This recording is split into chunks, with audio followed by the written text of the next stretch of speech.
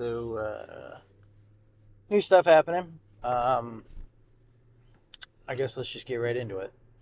Trump, well, I don't know if Trump, I mean, yeah, it's Trump, but Kash Patel's new head of the FBI. Uh-oh. Them crazy eyes don't mean a thing. It's not actually the crazy eyes, because, making fun of somebody's appearance is, always superficial here, but it's the fact that this guy has gone on and has a list of enemies. Now, I don't know anybody who goes into office and says, I have a list of enemies I want to prosecute. That sounds crazy. They go into the office saying, I want to help a cause or crime, like, drugs. That's a reasonable one to be like, I can campaign against, or I'm going to eliminate drugs or eliminate crime, because those are, common enemies of the welfare of social justice in a way. It's like, hey, look, it's ruining the fabric of our society, not specific people in the media or personality. And before I get into that, like, well, those people are ruining the fabric of the fabric of society by reporting false news stories. The door doesn't swing both ways here, people. You want to scream free speech, states' rights, yet you get upset when money's being withheld, redirected, or things that aren't pretty much comparable to socialism. I mean, some states, and not really northern states or blue states, but the red states are going to suffer. There's already news reports about teachers going, hey, look, if they cut our funding from the Department of Education, which they already have, then we're going to lose teachers. We're not going to be able to afford teachers.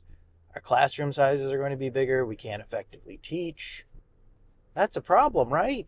I mean, you want that money to go into those kids so we have smarter kids everywhere, not selectively. That seems pretty counterproductive.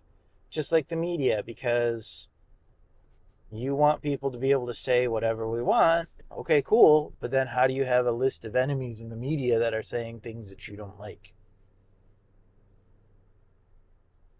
I mean, wrap your head around that one, because if you've got freedom of speech, and by the way, I want people to realize that the whole concept of freedom of speech is it's still not necessarily free, right? You can't say, in parentheses, I am going to kill somebody, namely like, the president or an official. That would be bad, right? You can get prosecuted for that, as well as, yelling fire in a crowded theater or on an airplane or crazy shit like that. You just can't do that.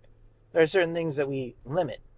I for one personally believe the Nazi salute should be on that list, because it's like, why would you ever need to do that salute?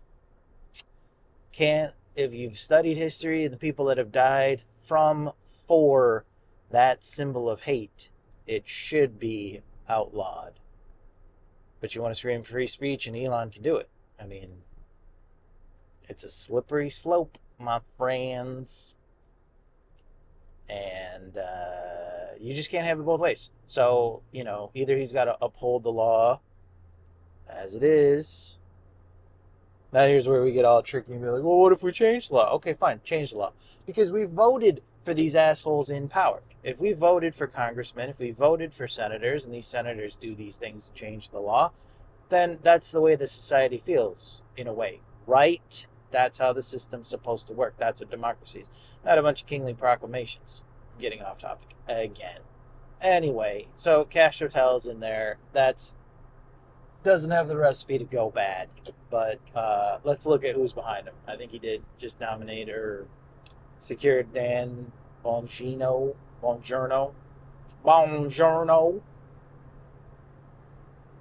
That guy's got a podcast too. It's interesting that they've nominated people with blustery rhetoric. Are they really going to hold up when push comes to shove?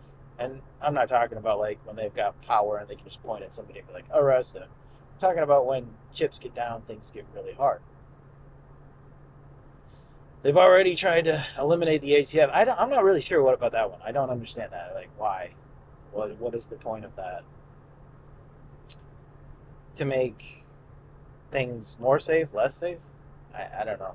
You have to realize here that the grift is happening, people. It's While they're distracting us and we're screaming about this over here on the left, there's something on the right that's happening. And there's something behind us that's happening that we're not paying attention to.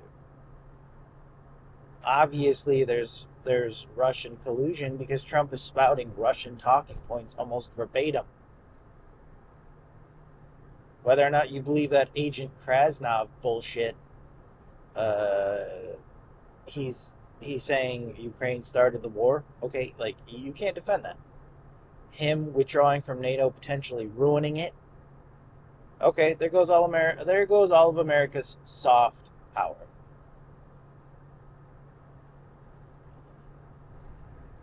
Just like the US aid. No soft power. Like, we give food, money, guns to other countries to project soft power, which makes us, hey, the United States is good. Hey, the United States will help you out. Hey, we're your buddies. Come to us when you need infrastructure. Come to us when you need... China calls it the Belt and Road. And right now, our Belt and Road initiative is... It's shit in the bed because we canceled USAID, fired a shit ton of people, got rid of a ton of things that don't make any sense. They don't make any sense, and people goes, oh, we need to focus on things here at home. Yeah, we're capable of focusing on everything, okay? Look at why your leader put us into, what was it, $8 trillion in debt? $4 trillion in debt? Something ridiculous in debt the last time around. It's going to happen again.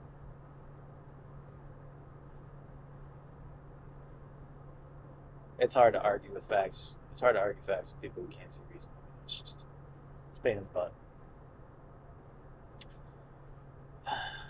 Anyway, I hope you're getting prepared, because the replacement of admirals and generals and FBI and the nomination of people starting to get a little worrisome as far as like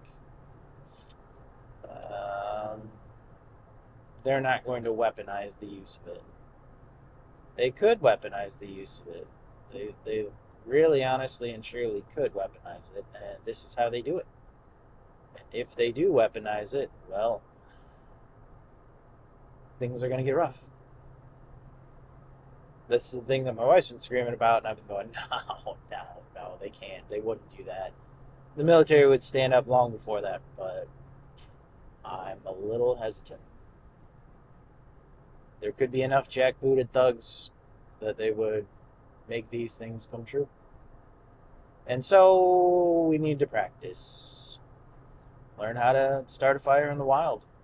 Learn how to pickle vegetables. Canning, it's an important skill.